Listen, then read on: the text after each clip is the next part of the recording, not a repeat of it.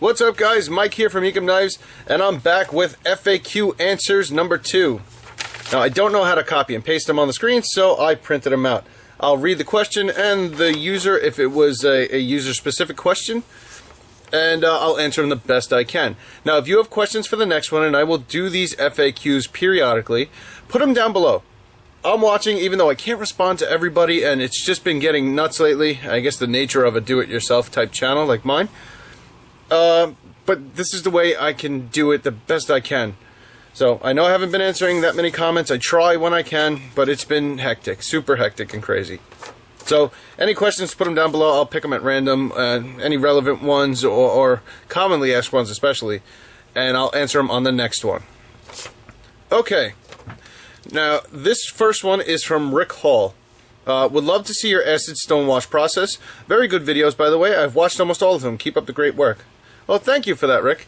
The acid stonewash process he wants to see, and here's the only example I had in the shop, is the flats of this knife are acid stonewashed. Right, if you look real close, you can see it's a nice dark acid etch and a random kind of scratch pattern in it. Now, to do that, you can see a little bit more on the tang. I will do a separate video on this, specifically how I do it and what media I use to stonewash.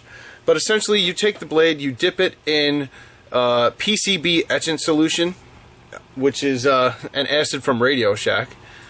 And then you throw it in a tumbler full of rocks, essentially, abrasive media, and you shake it up. So, I know that's just barely scratching the surface, but I'll show you specifically how I do it in a future video. I have a blade that needs to get acid stonewashed pretty soon. So, stick around for that, and I'll show you that video.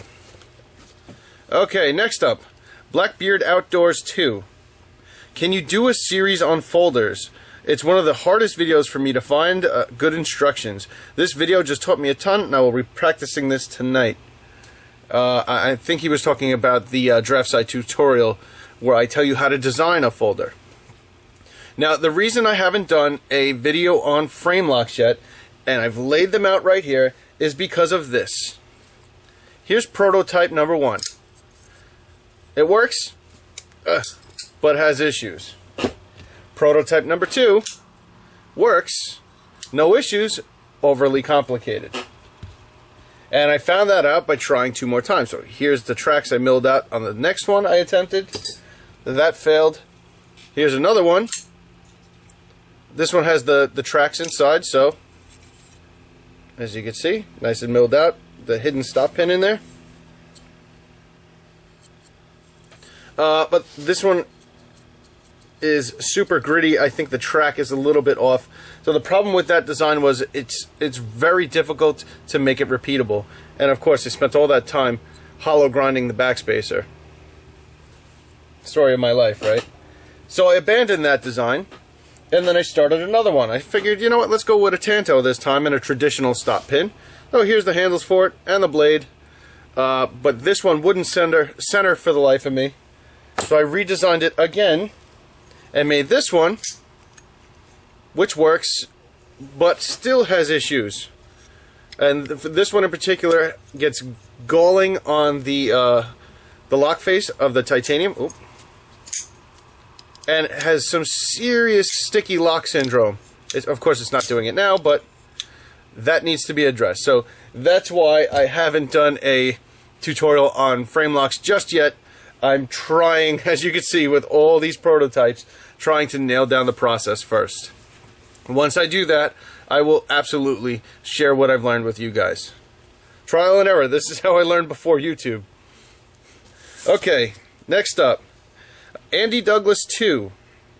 How do you like the JFlex belts, and what do you use them for? Well, JFlex belts, and I'll show you guys right here. I grabbed a couple for the video.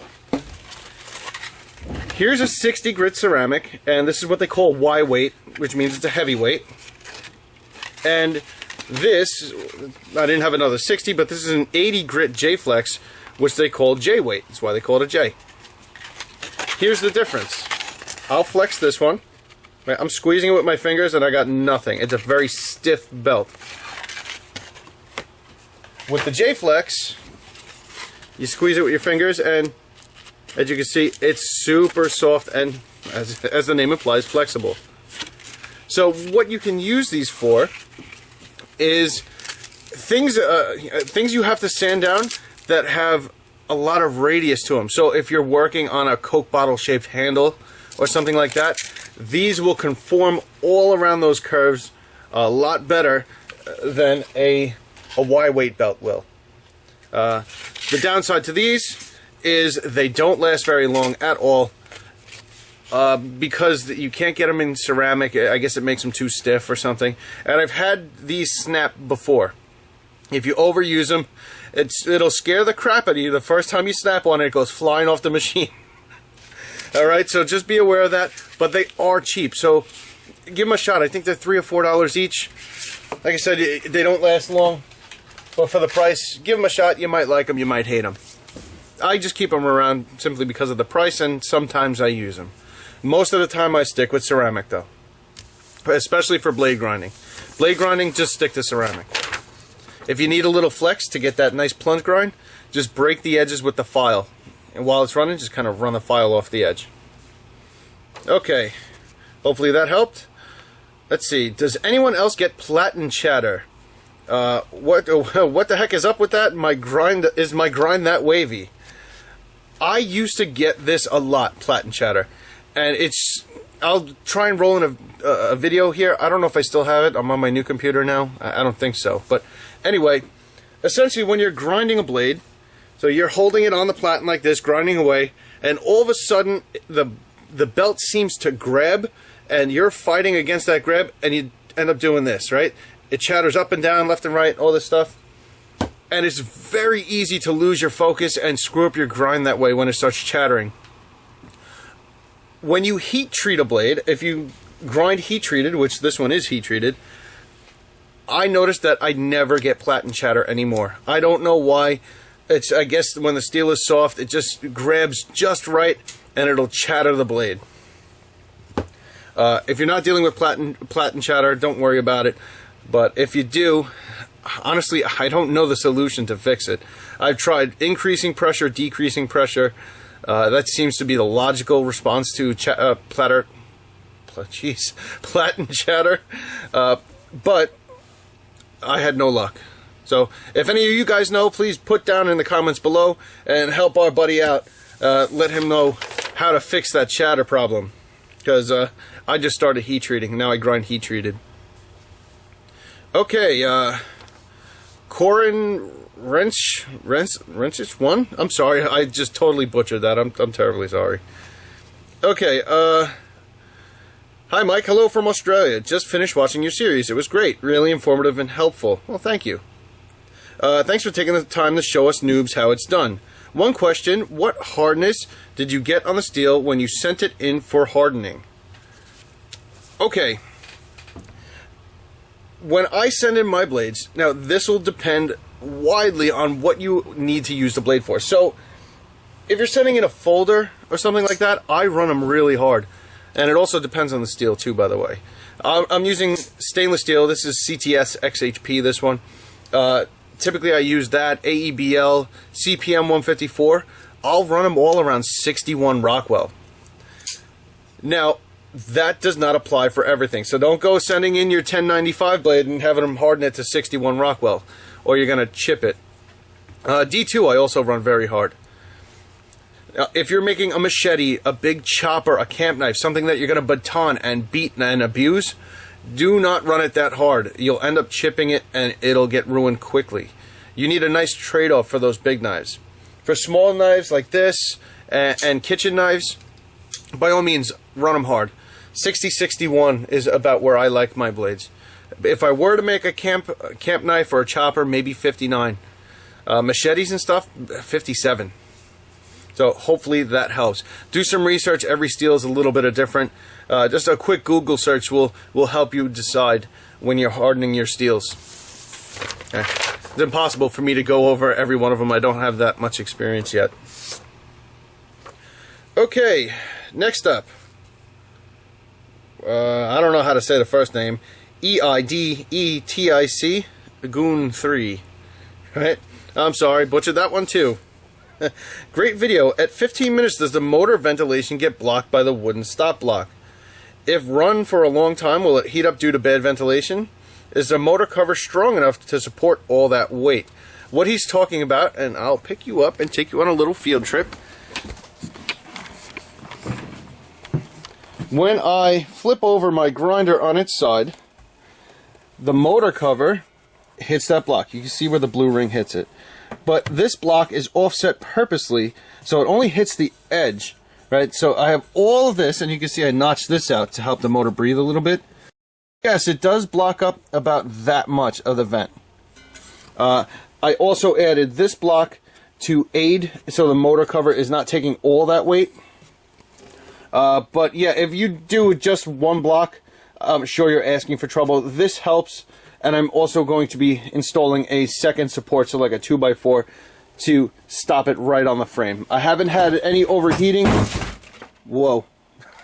My work rest just jumped off the desk and tried to kill me. I haven't had any overheating issues. Let me just set you down here, guys. Sorry about that. No overheating issues, no hot motor issues, nothing like that yet. But it does have a little bit of flex in it, so I'm going to add some additional support. So good catch on that. That was from the grinder review video, the 454 review video. Okay, are you going to Blade Show in Atlanta? Guys, I am dying to go to a Blade Show. Believe it or not, I've never ever been to a knife show. And I've had a lot of people reach out to me and ask me, am I going to Blade? And will I be there? The answer is no, not this year. Just because of the whole wedding thing, and I'm, like I said, hemorrhaging money for this wedding and doing a lot of planning. Every weekend is booked with something else. The year after, however, I want to get to Blade really bad. I know I think I might have said it before, but I really am itching to get to a knife show. Maybe even the one in Vegas, I guess, what do they call that? The Gathering or something like that. Just something. I don't know if I'll bring a camera and film it. I've never experienced it before, so I just want to go and experience it.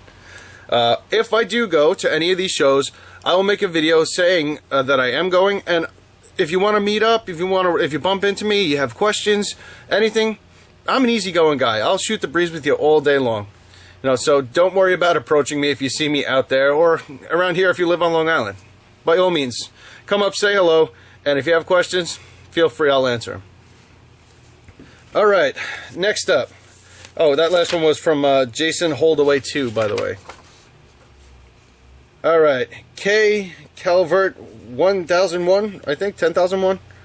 I noticed you have what looks like a Tanto point knife. Is there anything special about grinding a Tanto? Would it be flat grind or hollow? The answer to that is both, right? A Tanto point knife is this. Right, so it's almost like the knife was cut off. This is an Americanized Tanto. A Japanese Tanto is like what you would see on a samurai sword. Typically how you grind these, now you can do a flat on the edges and flat on the tip, but most people are doing this, which is a hollow primary grind and a flat tip to give you that reinforced tip. Right, so you carry out a lot of meat behind the tip, and that's what the Tanto was designed for. It was for penetration. It also happens to be a very pretty grind, right? Also very difficult. So there are a lot of guys that'll do it with they'll start off learning flats, flat on the sides and then flat on the tip, two separate grinds. And by all means, you can do that, and you'll still have that nice differential line and everything. Once you get more advanced, and this is another one, guys. I know I promised you a tutorial on how to grind these. But that's a little ways away. This is the only one I've ground so far successfully. Okay, very tricky, at least for me, anyway. Very tricky grind. But that's typically how you've been grinding it. I think they call it a spanto or something like that, a hollow grind. I don't know, whatever. It's just, it's that. Okay, next up. Last one for this video, and then I'm going to make a part 2, so my videos aren't terribly long. I know. I'm long-winded enough. Jack Lynch, let's see. Why are you sending your knives out for heat treat? Well, the short answer to that, Jack, is I don't have the room, the power, or the budget to buy a big heat treat oven, right? And when I was learning, I had wanted to work with stainless steel. I didn't want to send out 1084 because it could rust and everything, and I just didn't want to have to deal with the maintenance end of it and let the buyer know that, hey, your knife that I just made for you and you're going to pay a lot of money for might rust if you don't keep careful attention to it. So to heat treat stainless, I can no longer do it at home, so I had to send them out. It was either that or buy thousands of dollars worth of heat treating equipment and do it myself. Now, that being said, I do want to do it by myself, in-house. This way I don't have to wait, because there's trade-offs to everything. You send it out, it's professionally done in a $1 million oven, and you know exactly what you're getting back by somebody that totally does. That's his job, so you know he does it right. It's either that or learn the entire process at home, spend the money on expensive equipment, upgrade my power to do it, because I don't have 220 power out here, and take it from there. Now, I did take a small step in that direction. I bought my mini oven, which is, I'll show you that guy up there. So I got that specifically for folders and prototypes, and I've heat treated 2 blades on it so far. This one and this one are both heat treated by me. Now,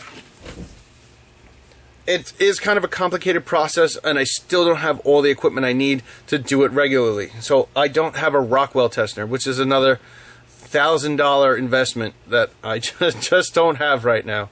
Not to mention the room to set one up. So I'm going at this blind. I know it's hard. I don't know how hard it is. You know what I mean? So that's why. Eventually, once I upgrade again, I will get a bigger heat treat oven and a Rockwell tester and get everything situated. There's one other factor about heat treating at home, especially for some of the stainless and AEBL, is a lot of them require a cryogenic freeze. So we're talking liquid nitrogen. Just getting access to that alone is difficult. I know there's ways you can go around it with dry ice and RV antifreeze, but it's just more trouble than it's worth, and it takes quite a bit of time. So for what this costs, and let's say I send out a batch of 20 knives, this is going to cost me about $12 to have somebody else do it, and I can work on something else while they're off. But sometimes the turnaround takes a little while. So if you don't have anything to do, you're sitting there like this, waiting for your blades to come back. So, alright, that's it for this part. I'm going to come back with a part 2. If you have any questions, again, guys, put them down below, and we'll take it from there. I'll answer them the best I can on the next one. This is Mike here from Ekim Knives, and I'll catch you on the next video.